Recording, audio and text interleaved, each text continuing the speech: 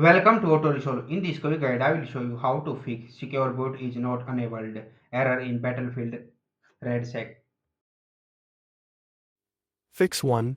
Enable Secure Boot in BIOS. Step 1. Restart your PC. Step 2. Keep pressing the F2, Del, or ESC key to enter the BIOS UEFI menu. Step 3.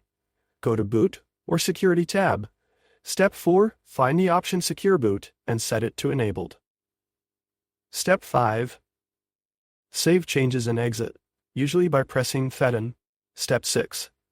Restart your PC and try launching the game again.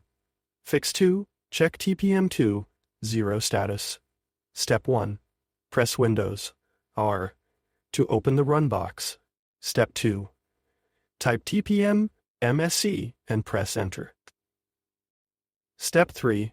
Make sure it says TPM is ready for use in specification version 2.0. Step 4. If TPM is off, enable it from BIOS. Look for TPM or PT-end or PT-end security settings. Fix 3. Switch BIOS mode to UEFI. Step 1. Press Windows ER, type mesinfo32, and press Enter. Step 2.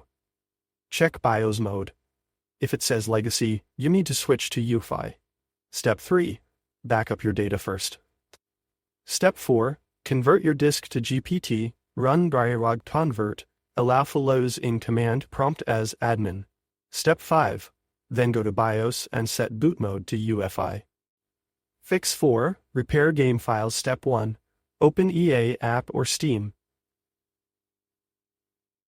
Step 2. Go to your game library. Step 3. Right-click Battlefield RedSec. Choose Repair, EA, or Verify integrity of game files. Steam. Step 4. Relaunch the game after the repair completes.